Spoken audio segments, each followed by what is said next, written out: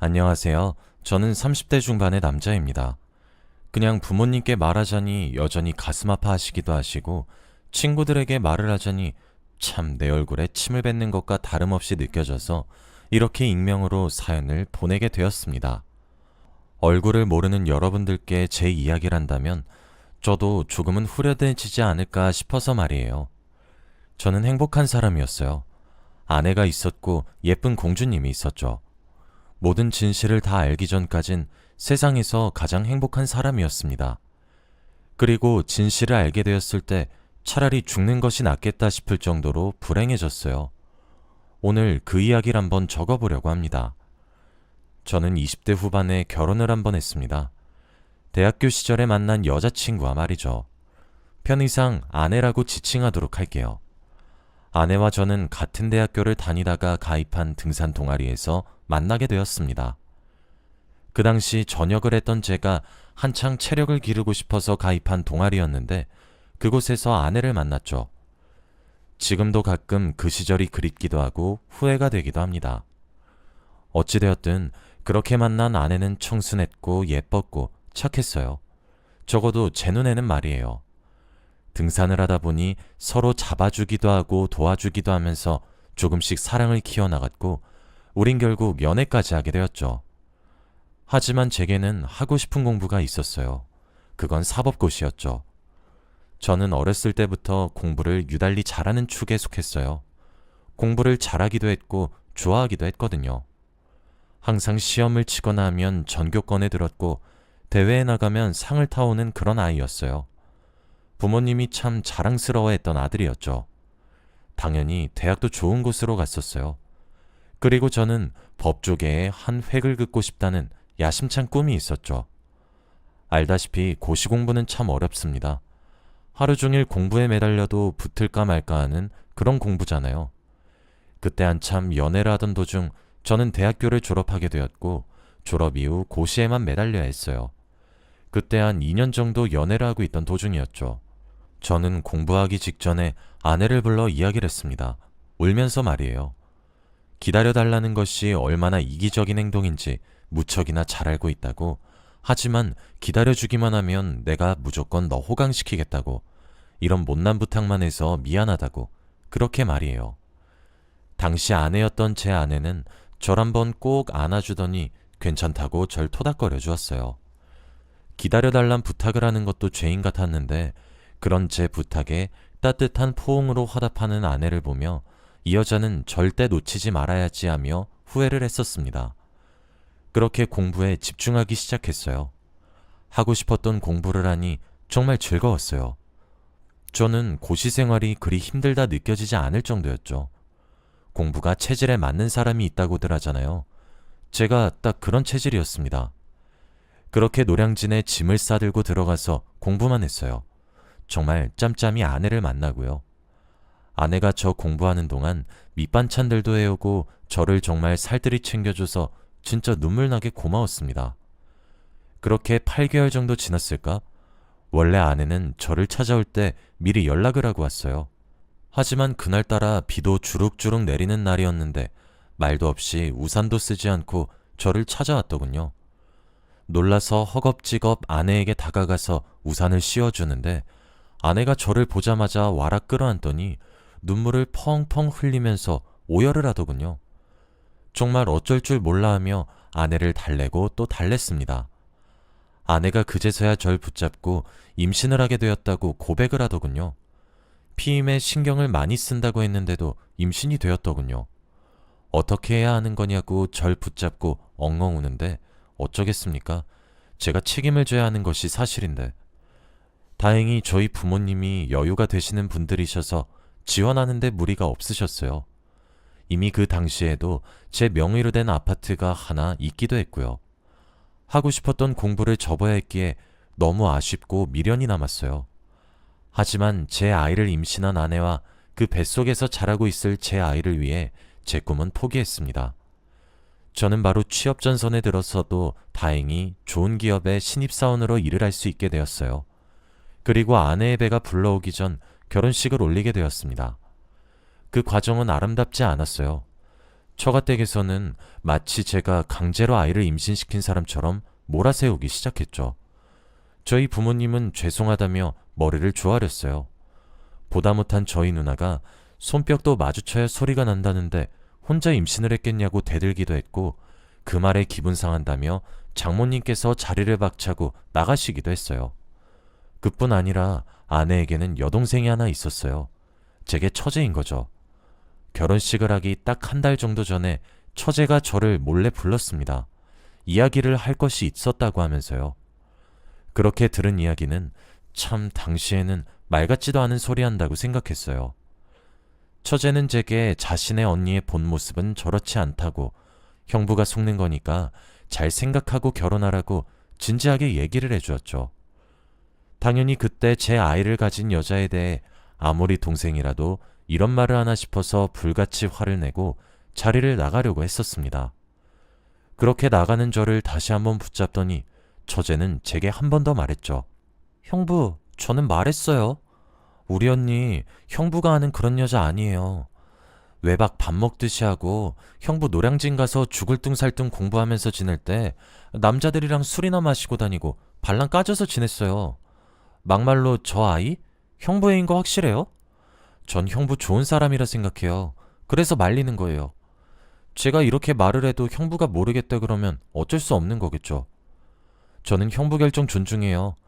하지만 전 정말 형부를 2번, 3번 말렸어요. 그거 기억하고 나중에 날 원망하지 말아요. 라고요. 씩씩대며 집에 오면서도 어떻게 저렇게 자신의 친언니를 매도하나 싶었네요. 지금 생각해보면 귀인도 그런 귀인이 없는데.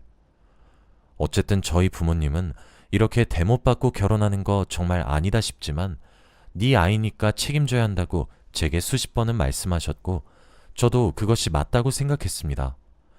그렇게 죄인처럼 결혼식을 올렸고 아내가 태교에 전념할 수 있도록 정말 하인처럼 살았어요. 바닥에 납작 엎드려서 처가댁에서 저를 무시하고 핍박해도 참았습니다. 아내와 아이를 생각해서 말이에요. 그 야멸찬 시선들도 곧 태어나 제품에 안길 아이 생각을 하면 다 참아지더군요. 심지어 아이의 성별은 여자아이였어요. 그래서 딸 가진 부모 마음의 10분의 1은 알 것 같아서 묵묵히 견뎠습니다. 그리고 아내의 출산일이 다가왔어요. 10시간이 넘는 진통 끝에 아내는 예쁜 공주님을 낳았어요. 그리고 예쁜 공주님을 처음 안았을 때 느꼈던 감정은 정말 말로 형용할 수 없는 감정이었죠. 그렇게 약 1시간도 되지 않는 시간 동안 저는 구름 위를 걷는 것처럼 굉장히 행복했습니다. 하지만 막 태어난 저희 공주님의 혈액형이 AB형이었거든요. 그리고 아내는 A형, 저는 O형입니다. 아무리 인터넷에 검색을 해보아도 A형과 O형 사이에서는 절대 AB형의 아이가 나올 수 없다고 했어요. 아내가 B형 또는 AB형 남자를 만나지 않는 이상이요. 저와 아내 사이에서는 나올 수 있는 혈액형도 A형과 O형 이렇게 2개뿐이더군요. 아내가 출산을 한다는 소식을 듣고 양가 부모님은 물론 저희 누나도 그 자리에 함께 있었습니다. 저희 누나는 좀 드센 편에 가깝습니다. 뭐든지 잘하는 그런 스타일이고 주도적인 사람입니다. 불의를 보면 참지 못할 정도로 정의로운 사람이고 매년 추천으로 반장을 맡을 정도로 친구들에게도 인기가 엄청 많은 사람이에요. 그런 누나가 남동생인 제 아이가 친자가 아닐 수 있다는 경우가 생기니 당연히 눈이 뒤집어졌죠. 누나는 바로 친자 검사를 알아보기 시작했고 막 출산을 끝낸 아내에게 욕을 퍼붓기 시작했습니다. 처가댁에서조차 누나가 부리는 행패에 찍소리도 내지 않더군요. 사실 그 당시의 기억은 제게 조금 흐릿하게 남아있어요. 아마 방어 기제처럼 저 스스로가 그 기억이 너무 아픈 기억이라 지웠나 봐요. 드문드문 장면으로 떠오르거든요. 아니라고 바락바락 우기면서 나중에 자기 얼굴 어떻게 볼 거냐는 아내의 말 한마디에 저는 희망을 걸었어요. 그렇게 신청한 친자검사 결과지를 받게 되었죠. 아내와 친자인 확률은 98%가 넘는 반면 제 친자인 확률은 0.1%조차 되지 않았죠. 어떻게 된 것이냐 묻는 제 질문에 아내는 그동안 제가 봤던 모습과는 정반대로 자신도 너무 외로워서 실수한 거였다고 적반하장으로 나오기 시작했습니다. 그 이후로는 당연히 병실이 뒤집어졌습니다. 장인어른은 밖으로 담배를 피시러 나가고 장모님은 아내를 보호하고 그리고 제 누나는 그걸 말이라고 짓거리고 앉아있냐라며 아내의 뺨을 수차례 내려쳤고 장모님께서도 딸년 교육을 이딴 식으로 시켜놓고 내 동생을 죄인 취급하고 우리 부모님 머리를 주아리게 만든 거냐라며 손을 휘둘렀어요. 누나 좀 말리라고 소리를 지르는 아내의 말이 귀에 들어오지도 않았죠. 그냥 그 상황을 벗어나고 싶었습니다. 저희 누나는 병원 가드들이 몰려와서 남자 셋이나 붙어서 겨우 떨어뜨렸다더군요. 누나 손에 장모님과 아내의 머리카락이 두 움큼씩은 쥐어져 있었다고 했죠. 솔직히 속이 시원하기도 했습니다. 저도 뭐라고 하고 싶었거든요. 그리고 그 이후부터는 저희 부모님과 누나가 알아서 해결해 주었습니다. 변호사를 구했고 이혼 서류를 접수했으며 소송까지 걸었어요. 혼인 취소를 하고 싶었지만 어려웠고 이혼을 해야 한다고 하셨죠. 처가댁은 아이를 제 눈에 보이지 않게 하겠다며 싹싹 빌었지만 어림도 없었죠. 아내도 이혼 소송이 시작되고 나니 절 찾아와 무릎 꿇고 사과하기 시작했어요. 그런데도 징그럽게만 느껴지더라고요. 이제부터라도 잘하겠다며 미안하다고 우는 아내를 저는 아내를 만난 이후 처음으로 냉정하게 지나쳤어요. 그 순간 옆에 우두커니 서 있는 처제와 눈이 마주쳤어요. 처제는 저와 눈이 마주치자마자 씁쓸히 웃더군요. 마치 형부 제 말이 맞죠? 라고 말하는 것처럼 말이에요. 누나가 저 대신 깽판을 쳐서 이 정도로 버텼던 것 같아요. 절 안아서 괜찮다고 다독인 것도 누나였고 처가댁을 뒤집어 엎은 것도 누나였고 친자검사부터 이혼까지 모든 것을 물심양면의 마음으로 도운 것이 누나였거든요. 이혼 이후 저는 회사에서 퇴사 권유를 받았어요. 신입사원이 정신도 제대로 차리지 못한 채로 멍하니 앉아서 일도 안 하고 우울하게 지냈는데 저 같아도 자르겠다 싶었죠. 그 이후 몇 달간 방에서 나오지도 않고 은둔 생활을 했던 것 같습니다. 부모님과 누나가 애달아하고 걱정하고 있던 사실을 정말 너무 잘 알고 있었지만 도저히 일상생활을 할 정도의 멘탈이 남아있지가 않더라고요. 그러던 어느 날 누나가 제 방에 들어와서 이불을 뒤집어 쓰고 누워있는 저를 밖으로 끌어내서 샤워하라고 시키고 밥을 차려주었습니다. 그리고 제게 다시 사법고시 공부를 해보라고 권유했죠. 부모님도 옆에서 그때 못했던 것 이왕 이렇게 된 김에 공부해보라고 지원해주겠다고 거드셨고요. 그래 그게 낫겠다 싶은 마음이 들었고 다시 사법고시 공부를 하기 시작했습니다. 공부 과정이 옛날처럼 즐겁진 않았습니다. 하지만 잠시 내 감정을 외면할 수 있는 도피처는 되어주더라고요.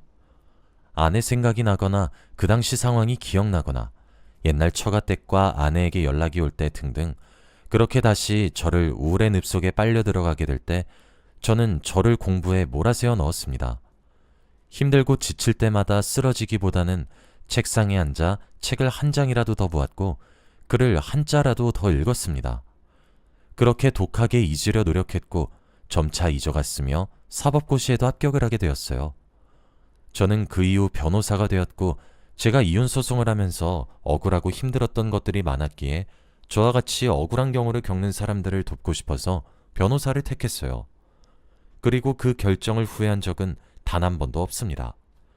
세상에는 저처럼 억울한 사례들이 화수분처럼 쏟아지고 있고 사랑을 무기삼아 휘두르며 어느 누구보다 잔인하게 배우자를 대하는 경우가 정말 비일비재했거든요. 보람도 느끼고 있기도 하고요. 저는 그렇게 이혼을 하고 난 이후 다른 사람을 만나는 것은 엄두가 나지 않아서 포기했고 저 혼자 일을 하며 지내고 있었습니다. 결혼 생각은 싹 사라진 것은 뭐 당연한 거고요. 그런데 몇 달 전 길을 걸어가다가 우연히 어떤 여자아이의 손을 잡고 있는 아내와 마주쳤습니다. 수년 만에 만나도 한눈에 알아보겠더군요. 여전히 예쁜 얼굴에 긴 생머리를 가지고 있었어요. 옛날보다 늙긴 했지만 얼굴은 그대로인 것 같았죠. 그리고 옆에 손을 잡고 있는 아이를 보니 저 아이가 그때 태어났던 아이였구나 했네요. 모르는 척 스쳐 지나가려고 하는 저를 아내는 붙잡았고 어영부영 카페에 들어오게 되었어요. 그 사이에 아내는 자신의 딸아이를 버스에 태워보냈더라고요. 유치원 버스 말이에요. 그렇게 커피 한 잔씩 시키고 우린 한참을 어떠한 말을 나누지 않았습니다. 먼저 입을 뗀 것은 아내였어요. 아내는 제게 사과를 건넸어요. 이전 일이 너무 후회가 된다는 내용이었죠. 그 외에도 아내의 딸이 벌써 유치원 졸업반이 되었다는 이야기, 외가에 얹혀 살고 있다는 이야기, 처제인 동생과 사이가 틀어진 이야기, 딸의 친아빠가 양육비를 매달마다 꼬박꼬박 주는 사람이 아니라 힘들다는 이야기 등등 참 많은 이야기를 조잘조잘 이야기하더라고요. 그리고 제게 미안했다고 사과를 하더군요. 저도 대답을 했습니다. 벌써 유치원에 갔다는 걸 들으니 시간이 참 빠르단 이야기. 처제가 제일 정상적인 사고를 가지고 있었던 것 같은데 의절을 왜 했냐는 이야기. 많이 힘들어도 힘냈으면 좋겠다는 이야기. 그리고 사과는 이미 예전에 받았단 이야기까지 말이에요. 두 번 다시 우연으로 만나더라도 아는 척 만나지 말자는 말을 건네고 아내를 뒤로 한 채 사무실로 갔습니다. 그런데 그렇게 우연한 만남을 가진 뒤 제 사무실로 뜻밖의 손님이 찾아오셨더군요. 한때 제게 장모님과 장인어른으로 불렸던 아내의 부모님들이셨습니다. 제가 일하는 사무실은 대체 어떻게 알아내신 건지 알 수가 없었죠.